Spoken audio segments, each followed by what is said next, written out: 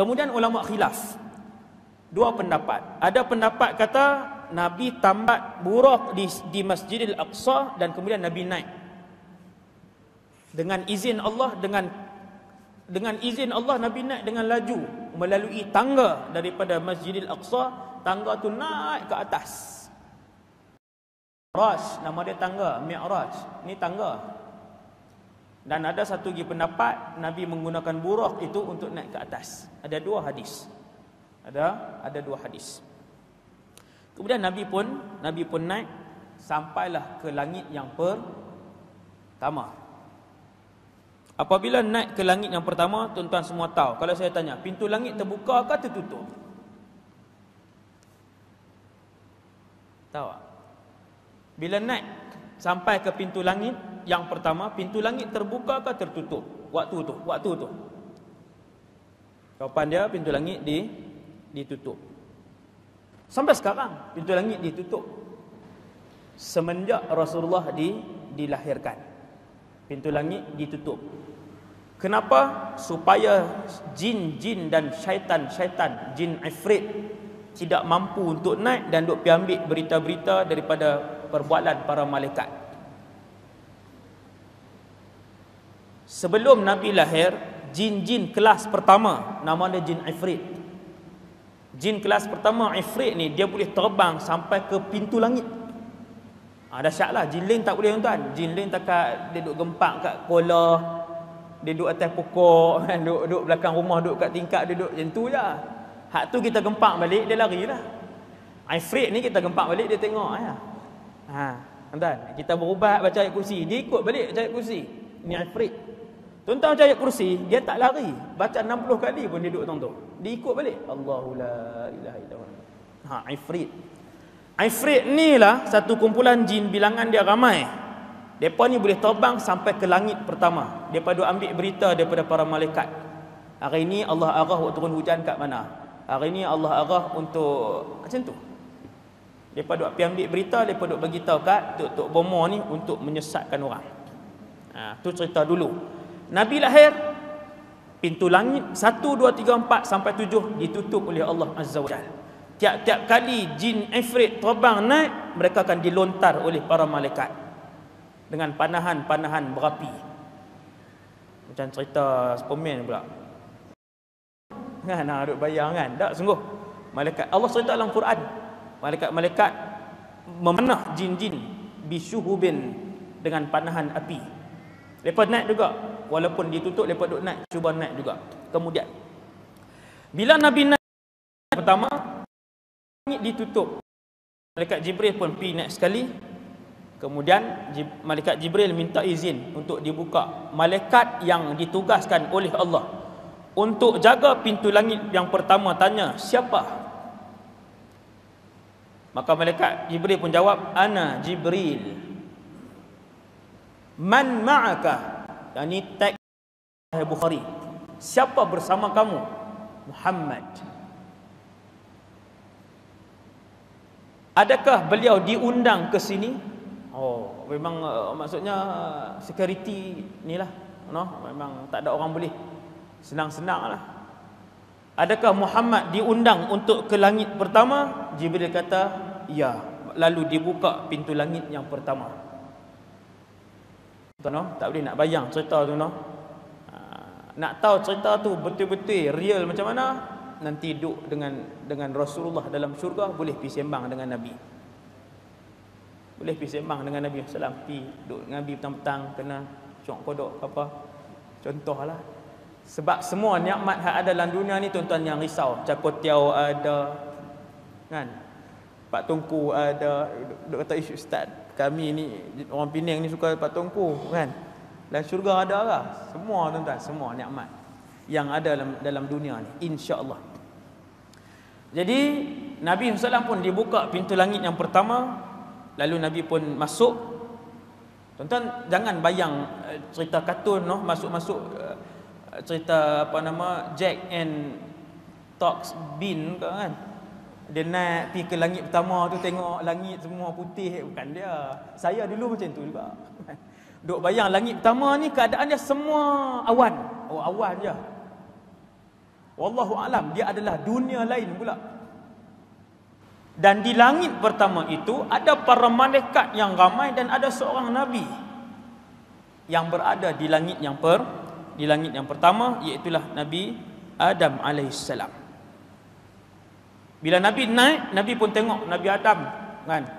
Nabi pun tengok Nabi Adam alaihissalam. Tinggi Nabi Adam 60 hasta.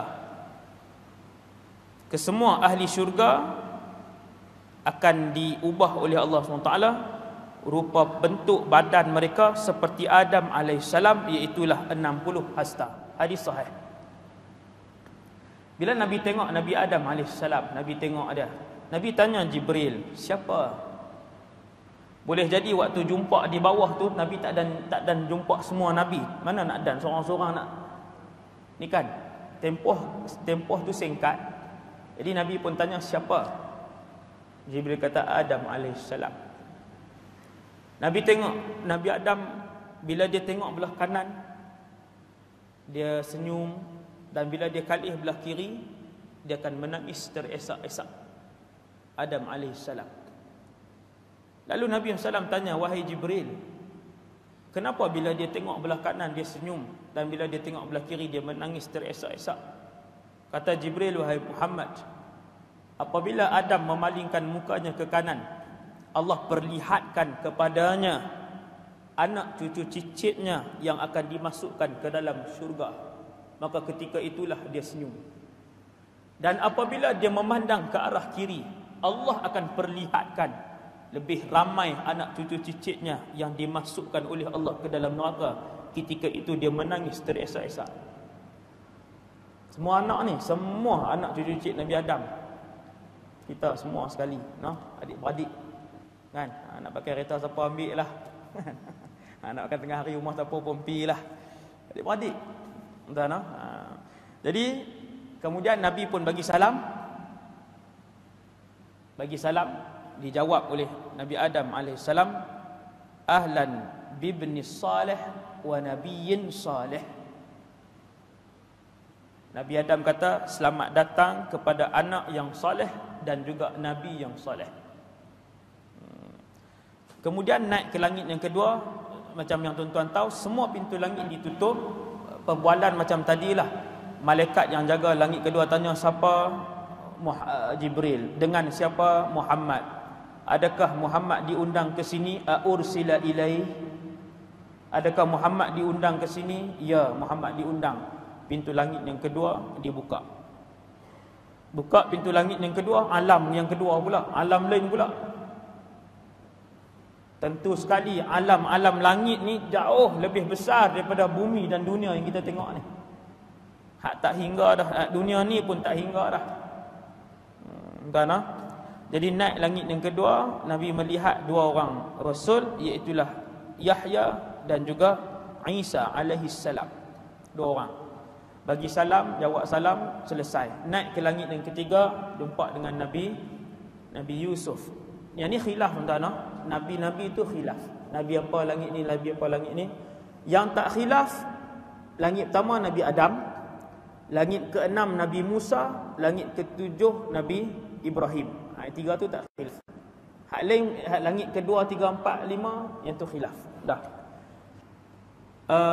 Pengarang kitab kita dia ambil pendapat ni. Langit ketiga Nabi Yusuf, kemudian langit keempat Nabi Yunus, langit kelima Nabi Harun, langit keenam Nabi Musa alaihissalam, dan langit yang ketujuh Nabi pun naik sampai di langit yang ketujuh. Nabi tengok ada dua benda besar, dua benda yang hebat. Yang pertama Baitul Ma'mur. Baitul Ma'mur ini adalah binaan seperti Kaabah, dan dikelilingnya Nabi tengok ada para malaikat yang sedang tawaf. Nabi pun tanya, wahai Jibril, benda apa ni? Jibril pun bagi tahu, wahai Muhammad, ini Baitul Ma'mur. Baitul Ma'mur ini adalah Kaabah para malaikat.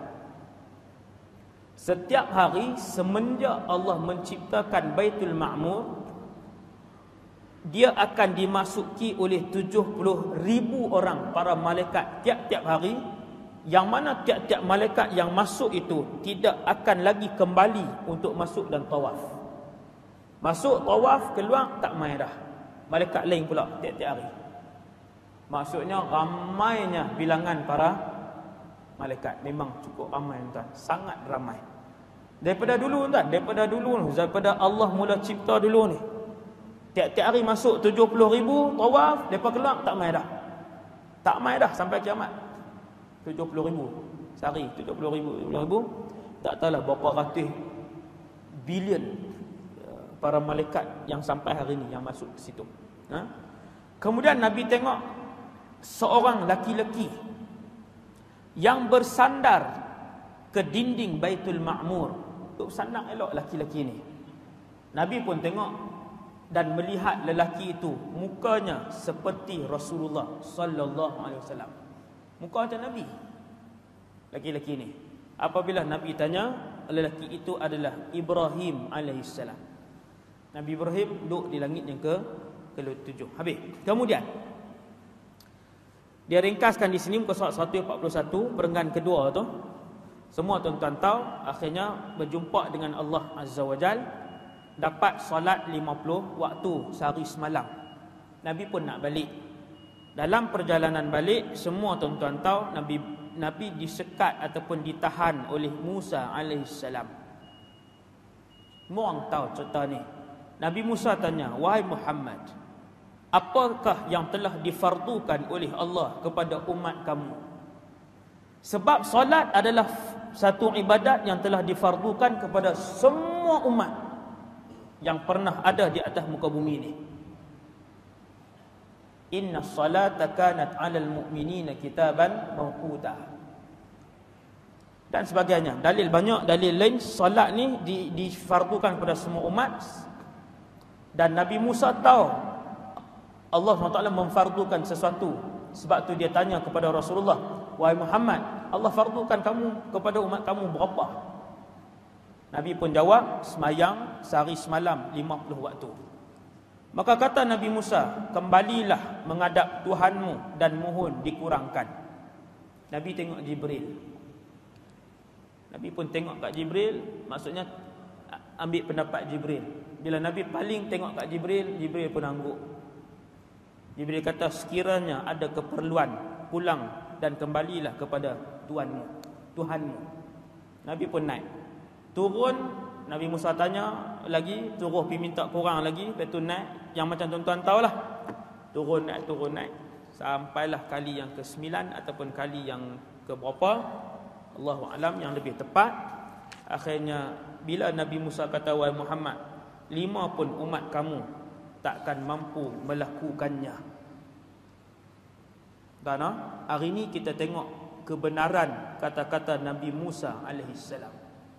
"Wahai Muhammad, pulang dan kembali menghadap Tuhanmu, mintalah korang. 5 pun umat kamu tak boleh buat."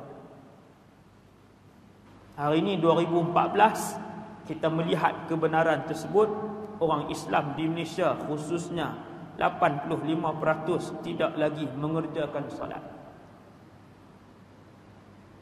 5 pun tak boleh tuan-tuan, 5 pun tak boleh. Apakah Rasulullah sallallahu alaihi wasallam tidak ihsan dengan umatnya?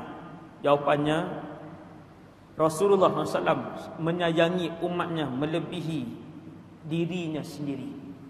Akan tetapi jawapan yang Rasulullah bagi, semua orang tahu. Kata Nabi, jawab kepada Musa alaihissalam, "Wahai Musa, istahyaitu min Rabbi."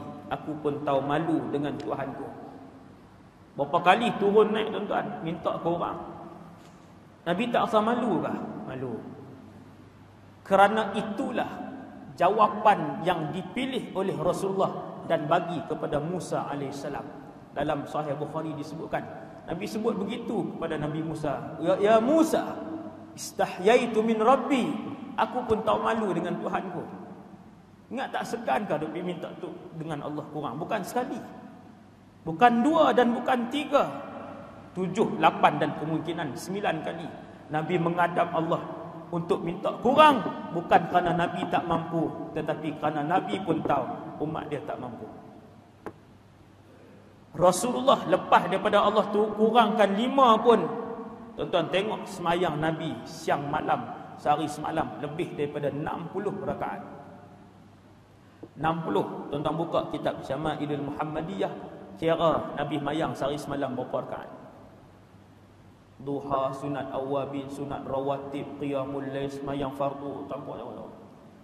Tuan-tuan, Kemudian Nabi pun turun, ataupun sebelum tu Nabi ditunjukkan oleh Allah syurga dan neraka, yang tu lebih macam-macam lah yang tuan-tuan tengok. Kemudian Nabi pun turun. Turun melalui mana tuan-tuan? Pasal apa tak turun terus balik ke kota Mekah? Jawapan dia sebab laluan itu di Masjidil Aqsa. Maka Nabi turun daripada atas, daripada Sidratul Muntaha, langit 7, 6, 5, 4, 3, 2, 1, dan turun ke bawah, kembali ke Masjidil Aqsa. Sebab laluan dia di situ. Tidak baik terus ke Mekah. Tapi yang tu yang ulama bahaskan, kata para ulama, laluan dia satu je dalam dunia ni, di Masjidil Aqsa.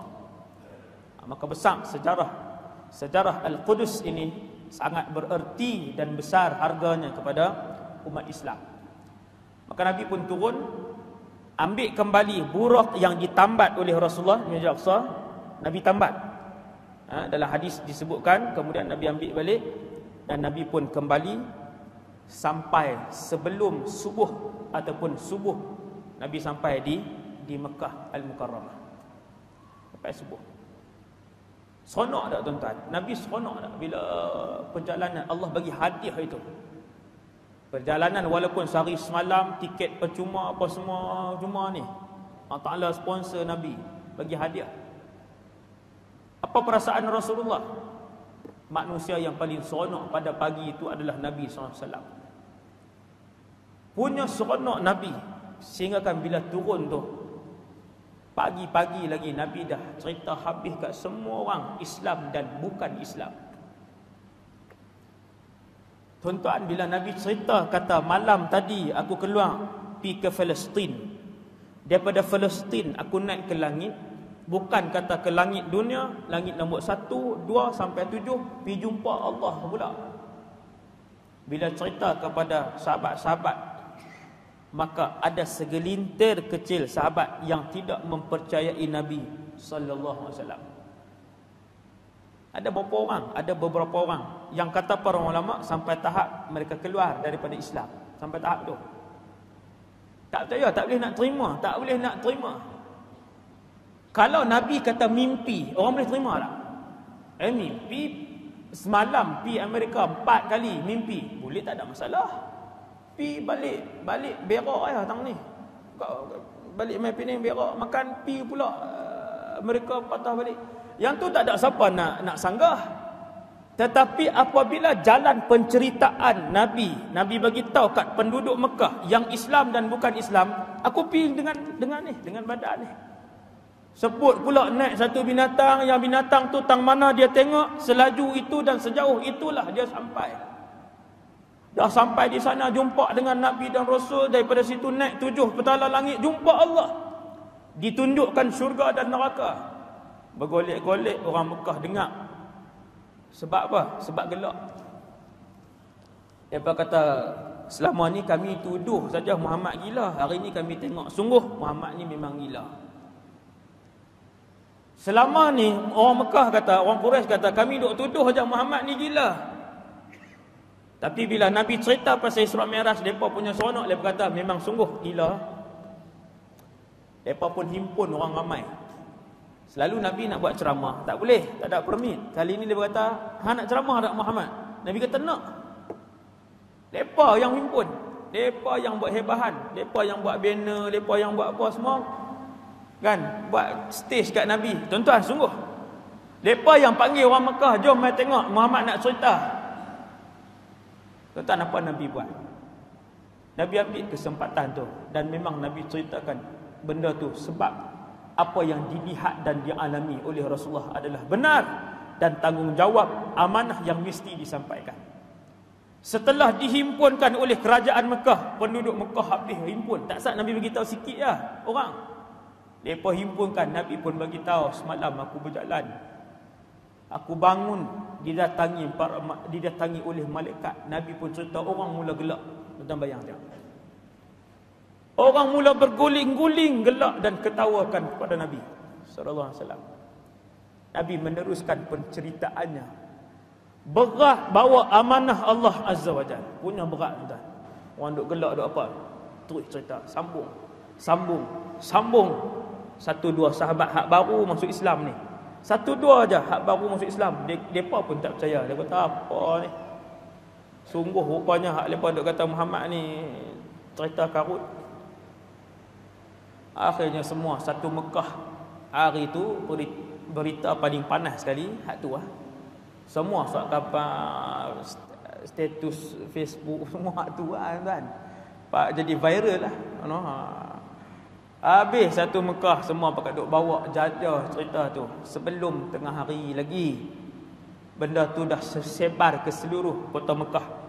Waktu Nabi ceramah tuan-tuan, Abu Bakar tak sempat datang. Depa pun tengok mana kawan baik dia.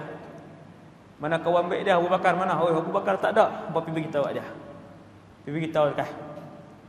Satgi kalau Abu Bakar dengar, dia pun tak sokong Muhammad, dia pun kata Muhammad ni gila, kita selamat dah, seorang tarik diri.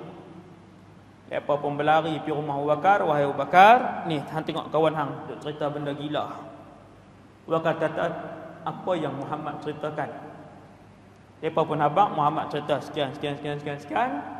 Abu Bakar kata, sebenarnya aku telah mempercayai Muhammad tentang perkara-perkara lain yang lebih pelik daripada itu.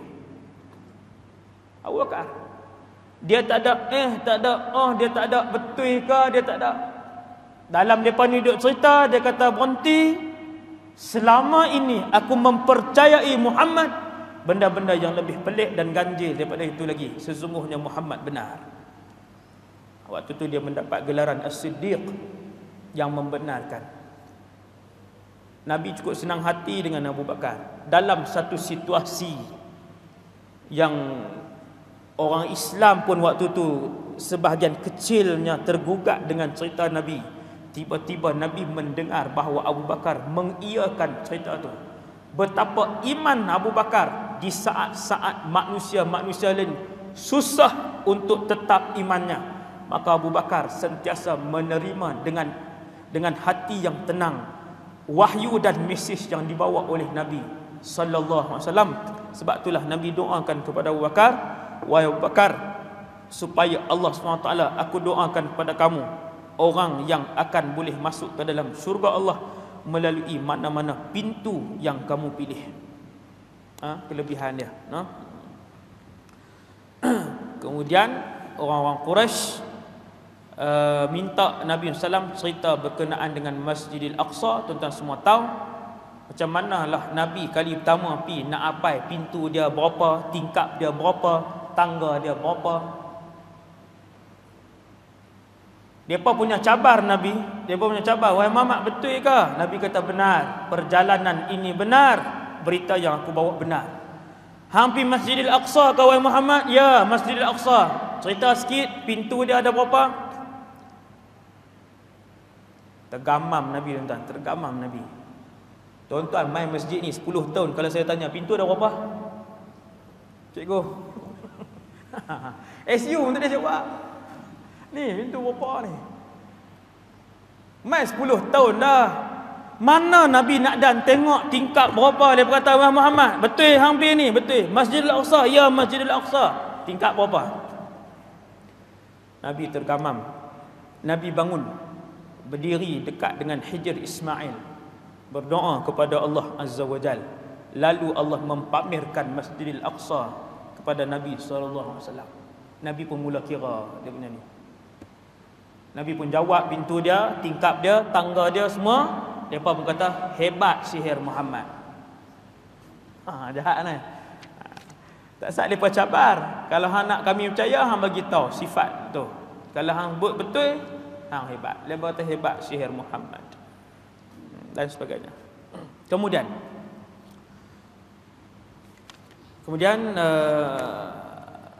habis orang-orang Quraisy pun bersurai.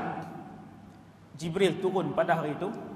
Tuan-tuan, dalam peristiwa Mi'raj ini, Isra Mi'raj ini, Jibril alaihissalam pun turun kepada Nabi untuk mengajarkan tentang perincian solat pada ketika tu. Nabi ambil semayang je 5 waktu. Perincian dia subuh daripada bila sampai ke bila, semua tu Jibril yang turun mengajak Nabi. Jibril yang turun. Jibril turun mengajak bila masuk waktu macam ni semayang subuh. Berapa rakaat, ambil semayang, menghadap ke mana, macam-macam lah tuan-tuan. Hak tuan-tuan duk mengaji ni, kitab fiqh yang kita duk mengaji tu, itulah yang dipelajari oleh Rasulullah sallallahu alaihi wasallam daripada Jibril alaihi salam tiap-tiap hari. Sehari sampailah lengkap seperti mana yang telah sampai kepada kita pada hari ini. Jadi sekadar tu dulu insya-Allah, yang lain tu huraian-huraian yang biasalah yang kita duk dengar. Habis Isra Mi'raj, dia akan masuk nanti dalam kuliah akan datang Aqabah yang pertama dan juga Aqabah yang kedua. Sekadar tu dulu untuk malam ni. Yang baik daripada Allah, yang lemah dan kurang daripada diri saya sendiri. Qul qali hadza astaghfirullahal azim li wa lakum. Kita tutup dengan tasbih kafarah dan suratul Asr.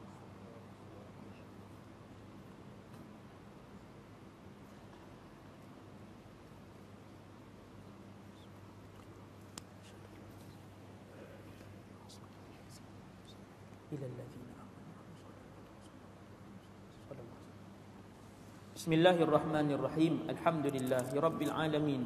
Wassalatu wassalam ala asyrafil anbiya'i wal mursalin wa ala alihi wa sahbihi ajma'in.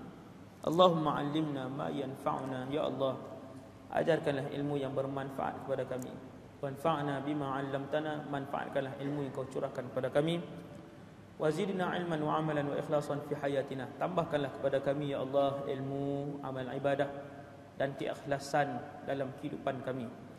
Masukkanlah kami ya Allah dan himpunkanlah kami di dalam syurga-Mu seperti mana kau himpunkan kami dalam majlis-majlis ilmu yang telah dimuliakan kepada kami. Wa sallallahu ala sayyidina Muhammad wa ala alihi wasallam walhamdulillahi rabbil alamin. Assalamualaikum warahmatullahi wabarakatuh.